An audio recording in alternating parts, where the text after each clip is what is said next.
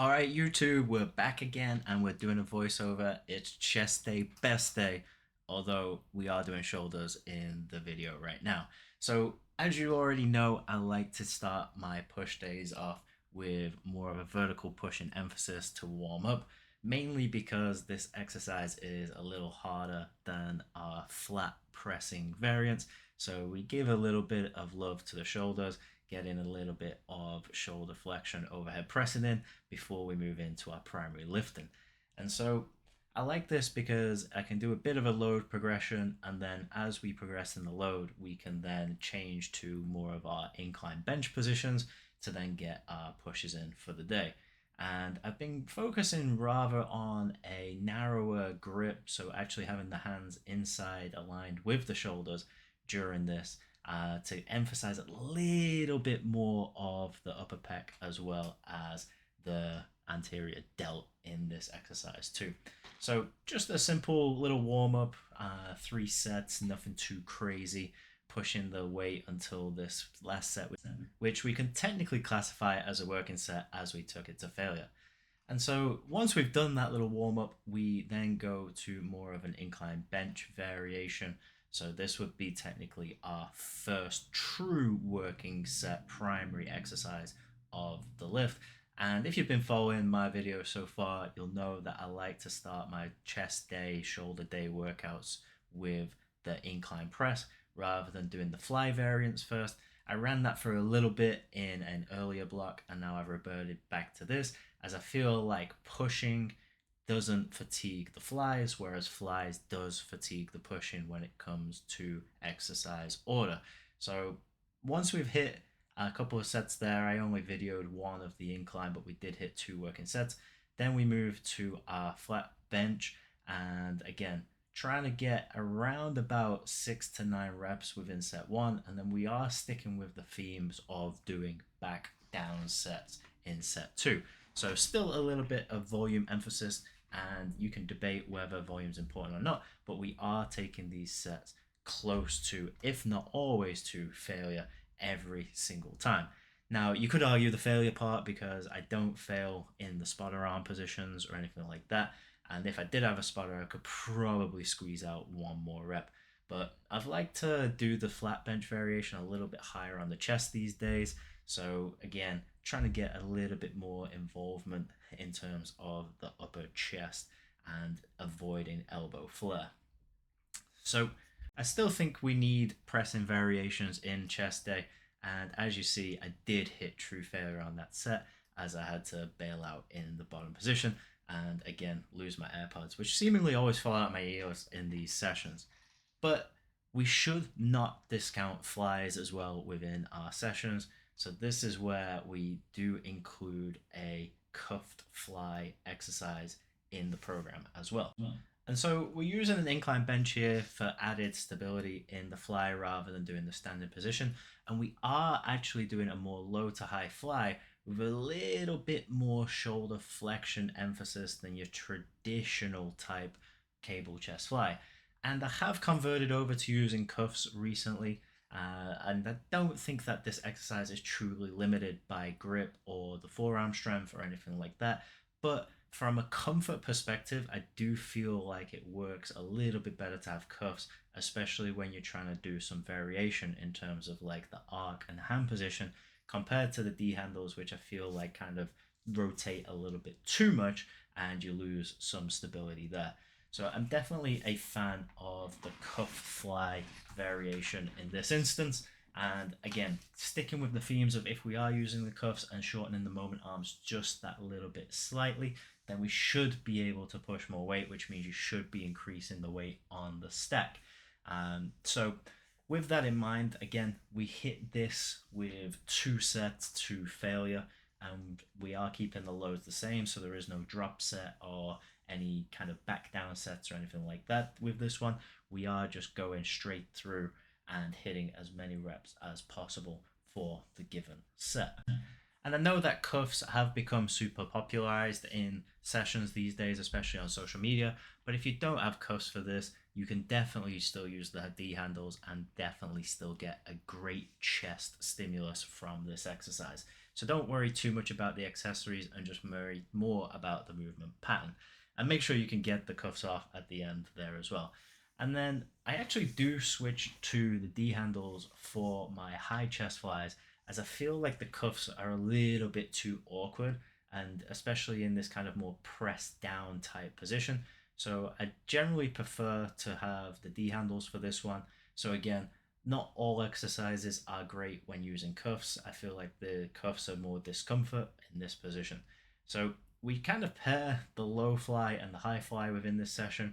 So then we're getting a full kind of spectrum of chest development in terms of hitting different positions under different length tension relationships and making sure that every single fiber in our chest is being trained. So that is kind of my philosophy within training, is use multiple different exercises that hit the positions of that muscle group in slight different ways, so we are stimulating fibers that may not be stimulated in the other exercises. And then we are sticking with the push theme of shoulders, and I've liked this kind of more cross body lateral raise. It is a variation that I've used quite a lot in my training, and we are back to cuffs on this one.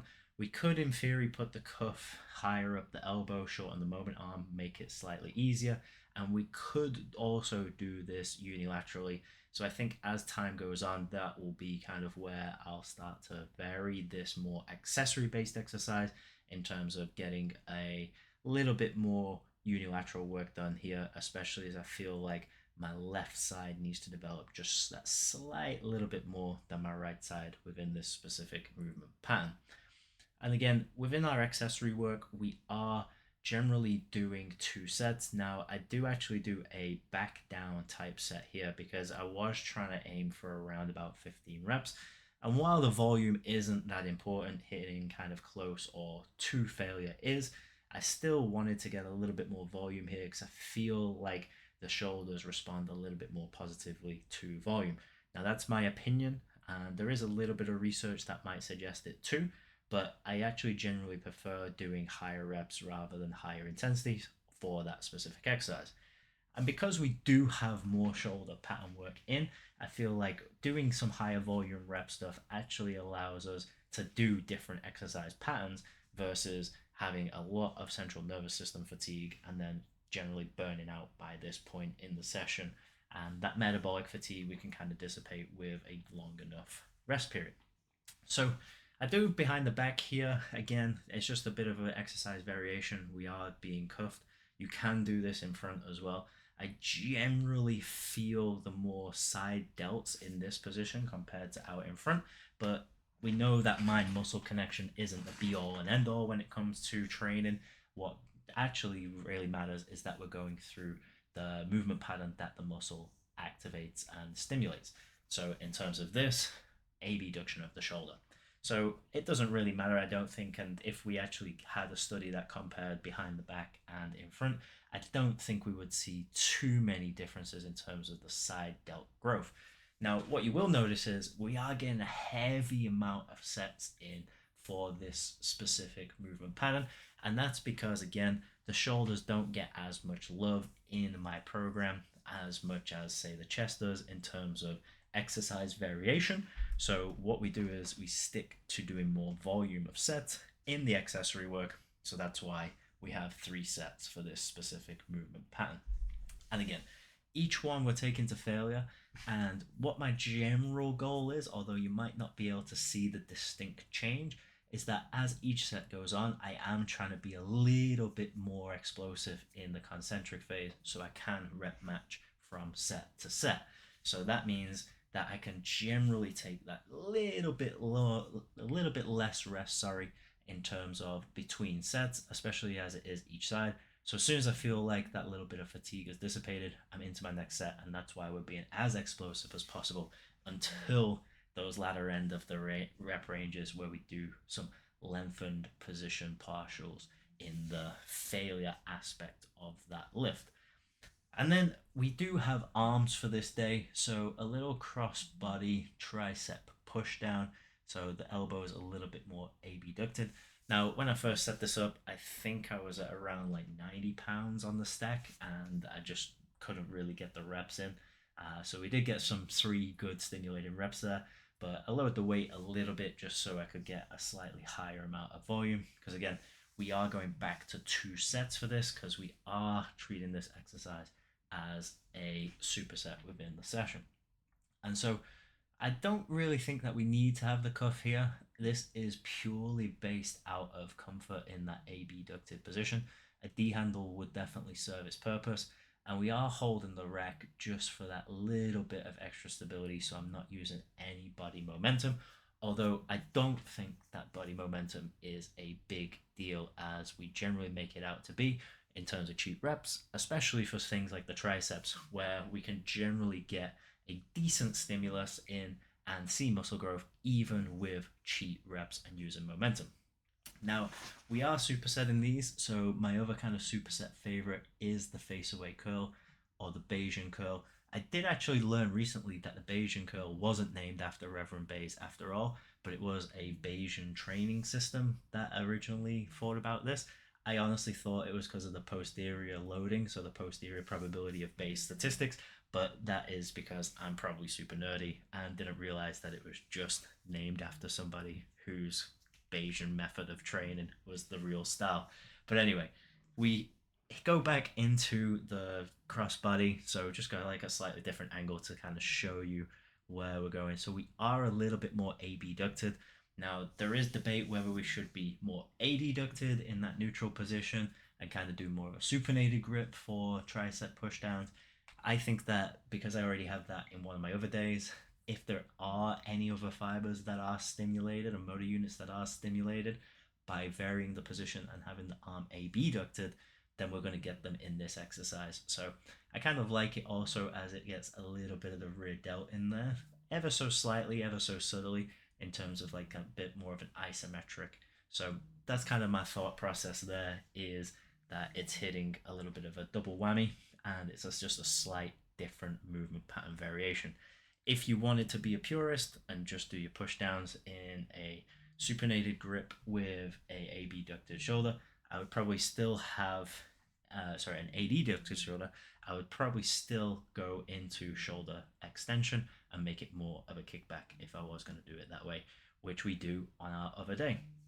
And so I am a little bit ego lifting, I think, here in terms of kind of the lean position. And you see me kind of stumbling around a little bit.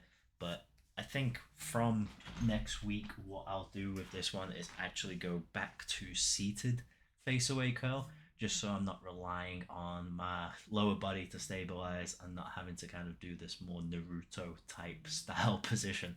However, I do like the feeling that it gives me in that deep stretch, and whether that deep stretch is doing anything, we're not sure. But in terms of the actual lengthened position, the biceps are going to be active anyway. And obviously, we do have more arms, and this is probably my favorite exercise for triceps. And you'll notice that I am using a little bit of knee drive. So I mentioned those cheat reps earlier. I think in this position, it's perfectly fine to hit some knee drive just to get a couple of extra concentric reps. Because I think, again, we are going to get a little bit of response from the eccentric beyond that of sarcomiogenesis and things like that. And this one has become a staple now in my program with the single arm preacher curl using a bench. We don't really have any real other options for preachers in this fitness center that I'm working out at. So this is, I'd say, probably the best way to optimize the preacher curl for this specific exercise.